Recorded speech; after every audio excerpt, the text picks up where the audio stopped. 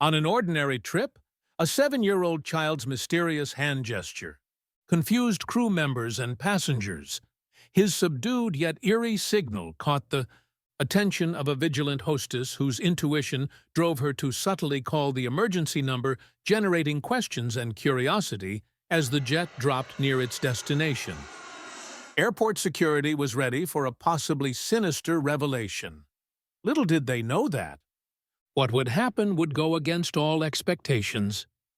No one was beside the boy, but that seemed strange, as a woman was seated next to him.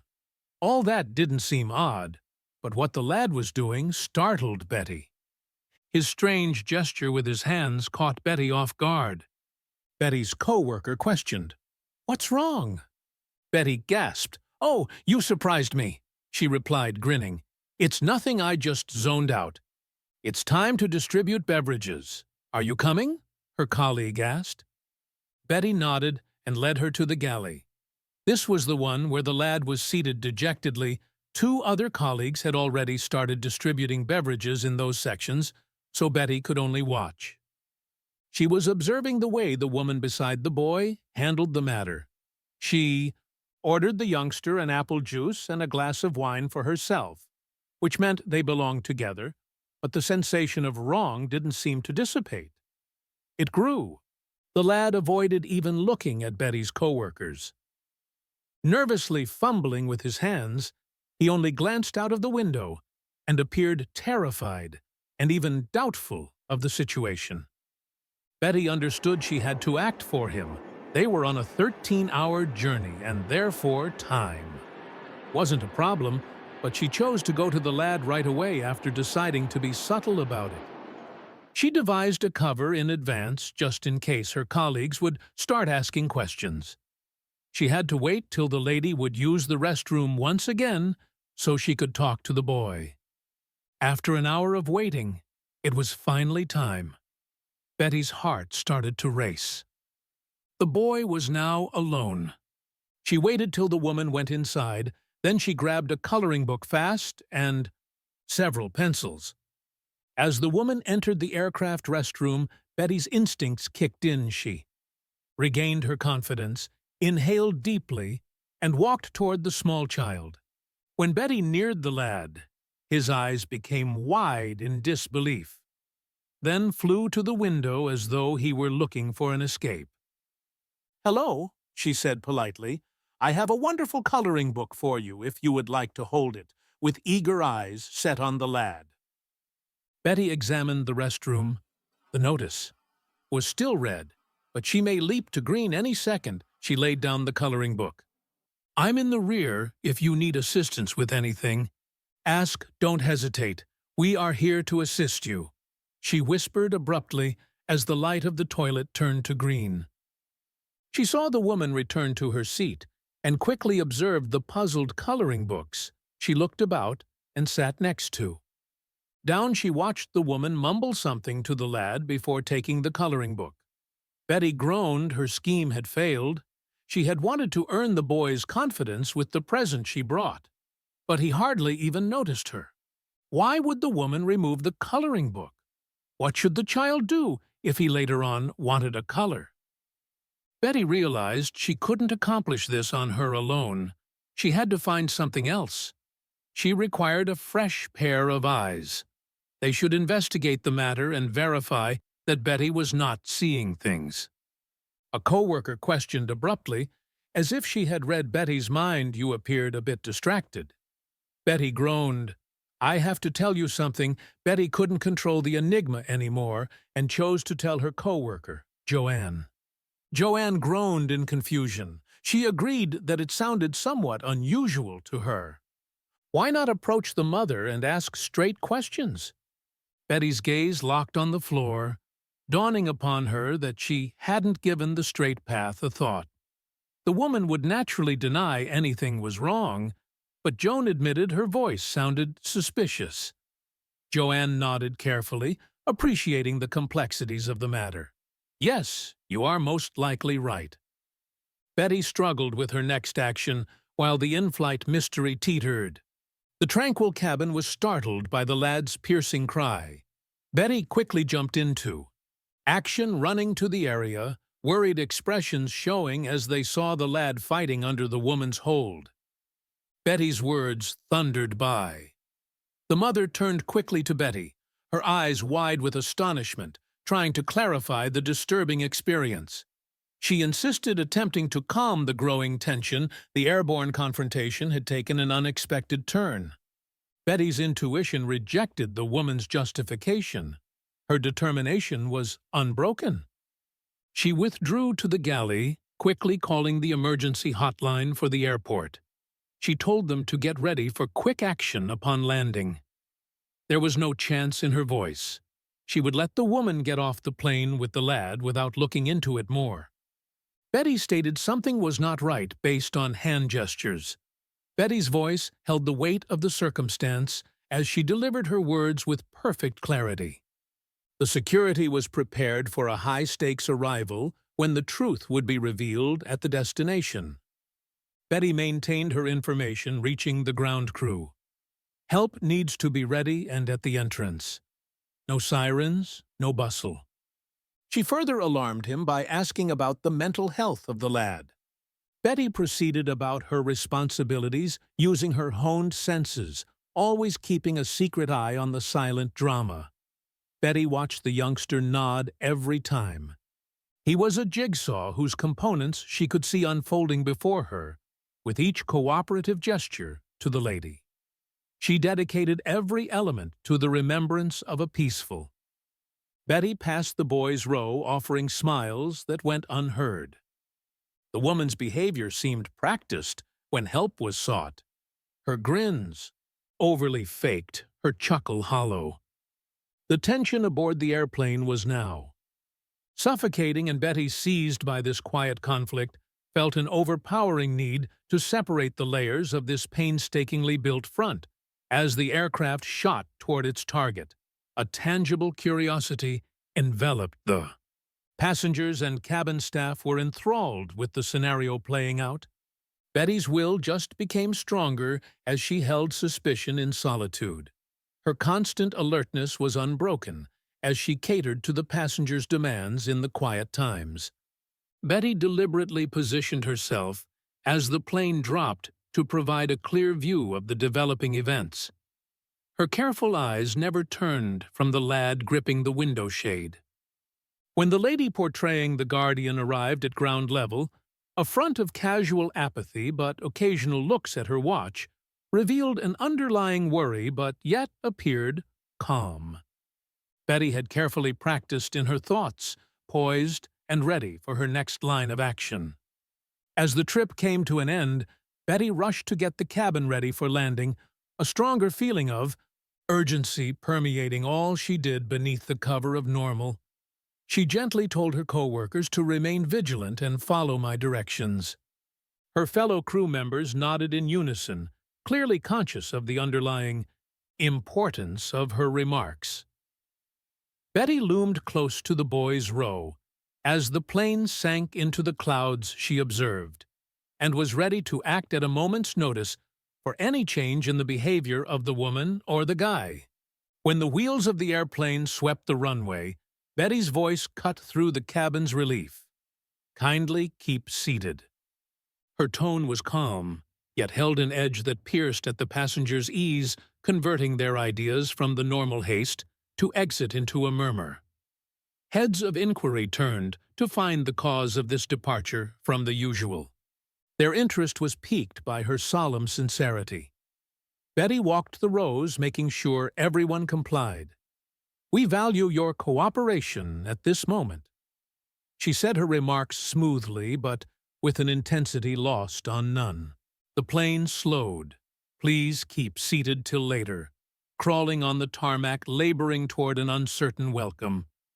Betty repeated her strong voice, stressing the directive as the plane headed toward the gate. The typical rush of escape was stopped by her commanding order. Her aim was evident, but the cause was hidden from view, leaving passengers to whisper regarding the unusual procedure. Betty's relentless eyes stayed fixed on the small child. He stayed bound by her silent directive from whatever peril lurked. Their interest piqued in their seats by the developing silent drama, even as the bustle of the cabin gave way to quiet expectation. Betty's focus stayed constant, a sign of her unflinching readiness to jump right in the time it was needed. Betty told the pilot of the circumstances. "Officials would meet us at the entrance," she reported.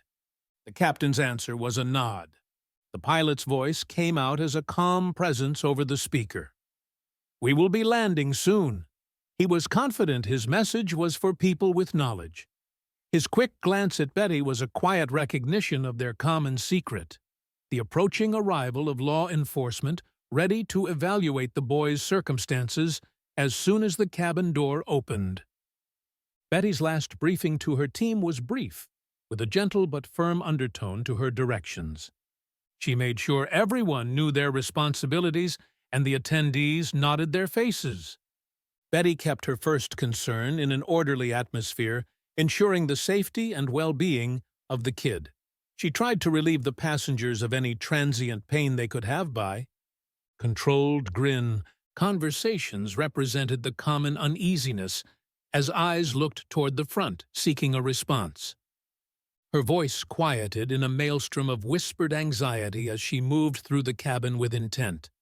"We are simply being extra careful today," she told curious travelers with a reassuring grin. Betty steadied her will and mentally went over every conceivable result. Her replies to each of her faces were a picture of calm, yet her attentiveness was intensified. She was the fine point where the approaching events may manifest. The cabin appeared to be charged with a quiet alarm that charged the environment. Anticipating passengers leaned their heads to attempt to see the windows extended in their seats. Betty stood as a sentinel among the rows, her eyes scanned, determining the source of the delay.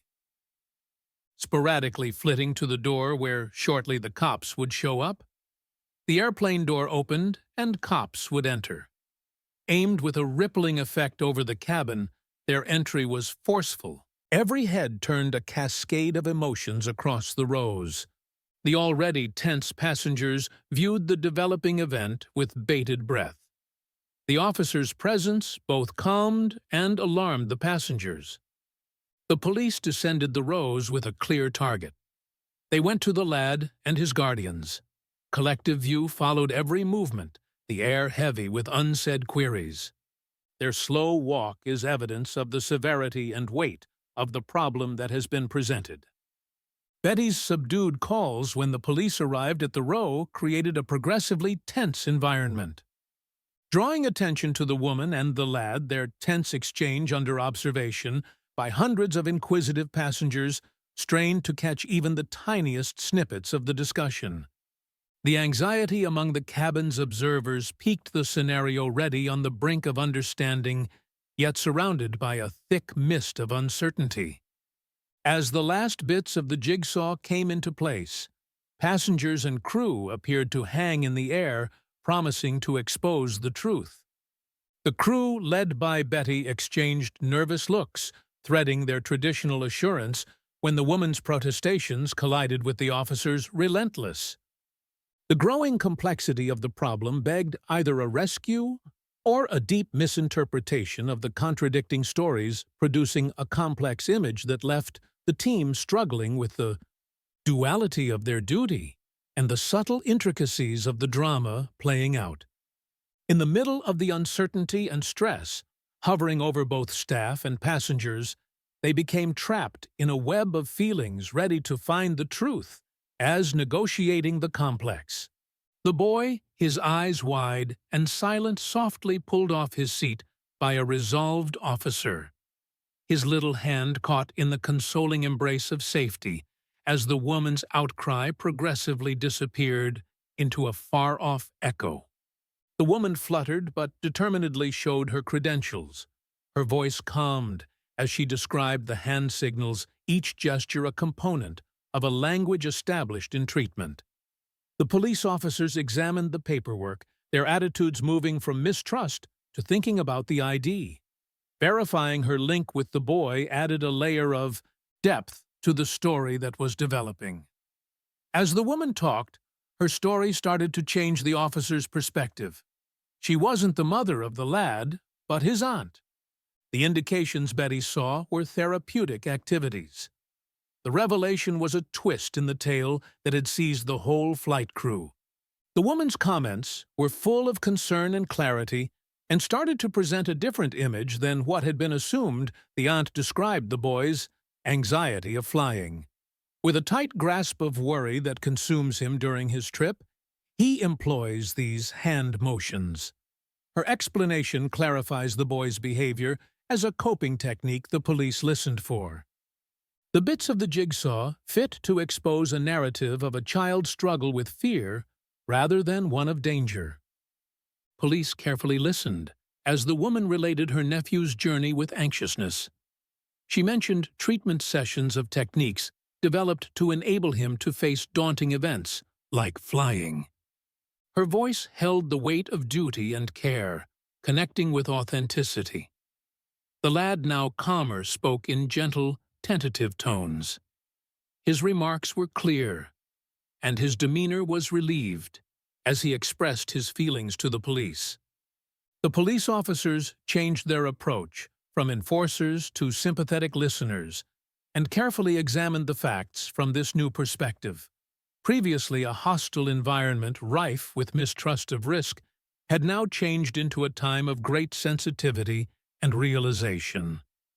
Enchanting the cabin with its oneness among hardship, Betty stood at a little distance, her heart heavy, as the reality slowly revealed the knowledge that her well-meaning acts had been based on a misperception. She admitted her mistake, seeing the consequences of her presumptions. Her error remained in the air like a moving reminder of the fine equilibrium between cautious involvement and the possibility of unjustified panic. Betty discovered she was trapped in a tornado of feelings.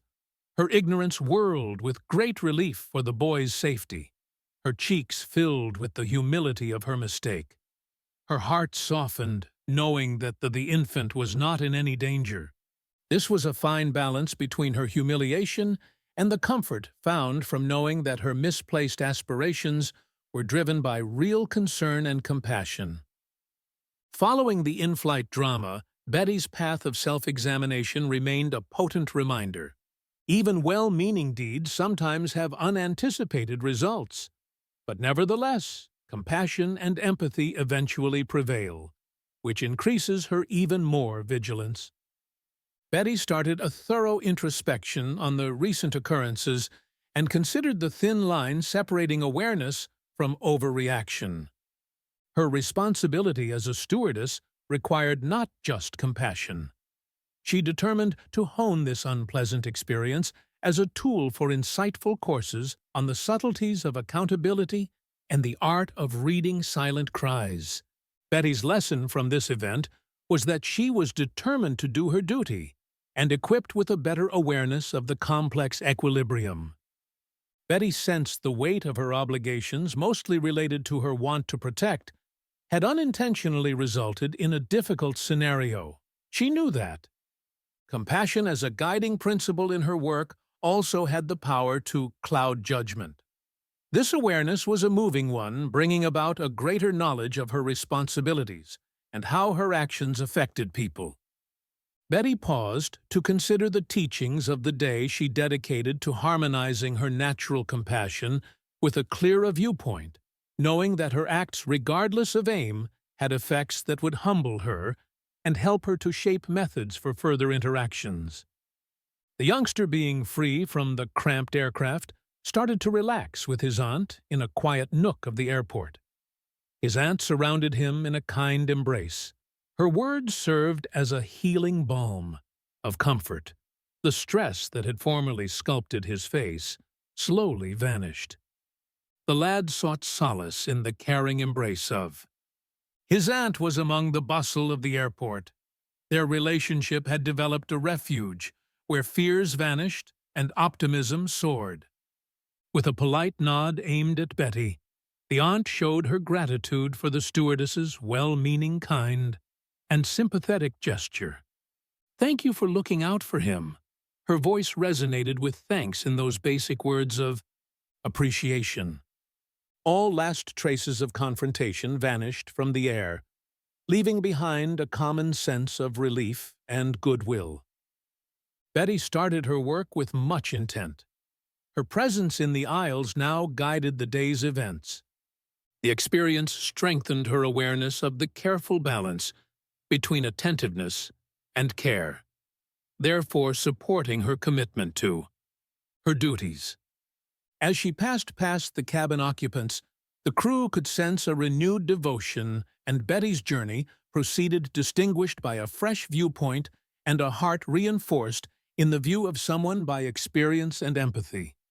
Betty had evolved from a flight attendant into a beacon of hope, reminding them of the humanism capable of shining even within hardship. Betty looked forward to her future flights from a fresh angle. The tragedy behind her, the teachings of her approach today.